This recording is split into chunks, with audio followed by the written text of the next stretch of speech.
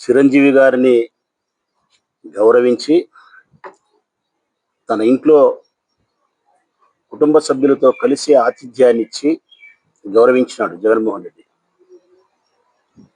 చిత్ర పరిశ్రమకు సంబంధించిన పెద్దలందరూ ముఖ్యమంత్రి హోదాలో ఉన్న జగన్మోహన్ రెడ్డి గారిని కలిసినప్పుడు వారిని ఎంతో సాదరంగా ఆహ్వానించి వారికి మర్యాదను గౌరవాన్ని ఇచ్చి వారి సమస్యలను కూడా ఓపికగా విన్న మంచి నాయకుడు జగన్మోహన్ రెడ్డి. వినడమే కాకుండా చిత్ర పరిశ్రమకు సంబంధించిన పెద్దలు కలిసి వారి ఇబ్బందులు ఏమైతే ఉన్నాయని చెప్పుకున్నారో వాటిని ఇమ్మీడియట్గా పరిష్కరించినాడు కాబట్టి ఆ రోజు మీరు సినిమా టికెట్ల మీద ధర పెంచుకోగలిగినారు. ఇది సత్యం. ఆనాడు జగన్మోహన్ రెడ్డి గారు ముఖ్యమంత్రిగా ఉన్నప్పుడు చిత్ర పరిశ్రమకు సంబంధించిన చిరంజీవి దగ్గర మొదలుకొని అందరూ కలిసినప్పుడు జరిగినటువంటి వాస్తవం ఇది. కానీ సత్యానికి విరుద్ధంగా మన బాలిగాడు ఏం మాట్లాడతాడంటే, ఎవరు బాలిగాడు ఏం మాట్లాడతాడంటే చిరంజీవిని అగౌరవపరిచినట్టు, చిత్ర పరిశ్రమలోని పెద్దలను అగౌరవపరిచినట్టు అన్ని అబద్ధాలే మాట్లాడుతున్నాడు.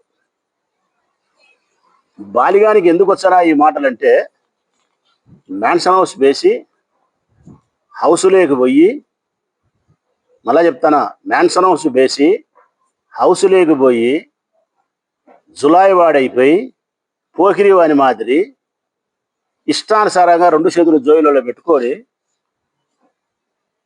ఎన్ని అబద్ధాలు కావాల్సింటే అన్ని అబద్ధాలు. అది కూడా ఎంత అహంకారం అంటే, కళ్ళకు అహంకారం, అధికారం అనే అహంకారం కమ్ముకుంది వీళ్ళందరికీ కూడా. ఈ అహంకారం ఎన్నాళ్ళు ఉంటుందంటే అధికారం ఉండేంత వరకు ఉంటుంది.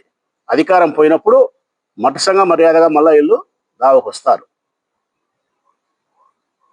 అహంకారం కాకపోతే అసెంబ్లీలో ఎవరైనా 3 సార్లు ఎమ్మెల్యే అయిన వ్యక్తి, ముఖ్యమంత్రికి బావమర్దివి, ఎన్టీ రామారావు కుమారునివి, నీ స్థాయి, నీ హోదా అన్నీ మర్చిపోయి 2 చేతులు జోబులో పెట్టుకొని నెత్తిన అద్దాలు పెట్టుకొని జులాయి వారి మాదిరి, పోకిరి వారి మాదిరి నీ ఇష్టం వచ్చినట్టు సైకోగాడు అని చెప్పి జగన్మోహన్ రెడ్డి మాట్లాడతావా నువ్వు?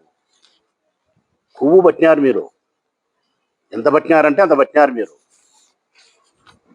అసలు జగన్మోహన్ రెడ్డి చేసిన సాయం అన్న నీకు గుర్తుందా? నీకు ఈ బసవతారకరామ హాస్పిటల్ సంబంధించిన ఆరోగ్యశ్రీ బిల్లులు రావాల్సి ఉంటే జగన్మోహన్ రెడ్డి కోట్ల రూపాయలు నీకు రిలీజ్ చేసినాడు. మర్చిపోయినావు.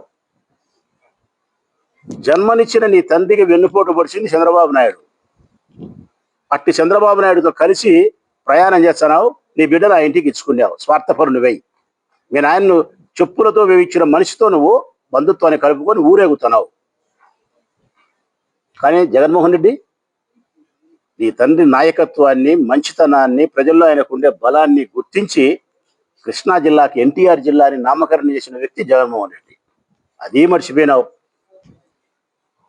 నీ ఇంట్లో తుపాకులతో కాల్చి నువ్వు జైల్లో చిప్పకూడి తినాల్సినోనివి.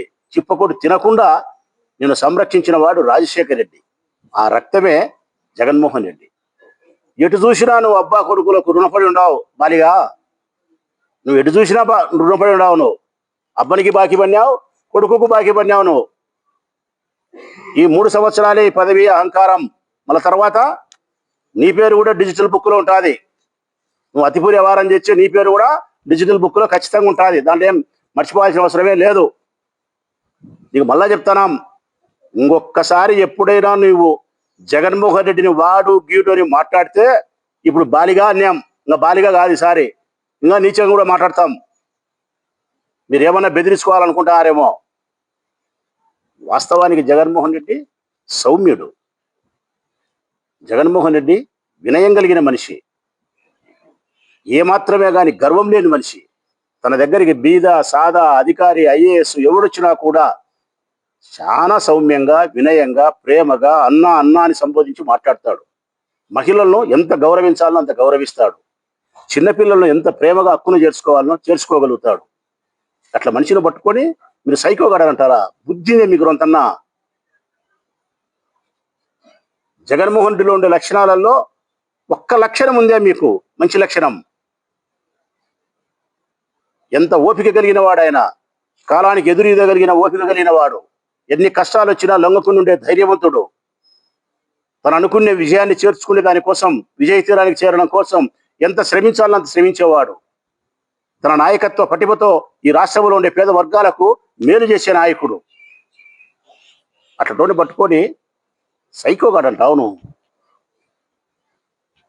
జగన్మోహన్ రెడ్డి గారి కాలి గోటిలోని దుమ్ముకు కూడా బాలిగా నువ్వు సమానం కాదు.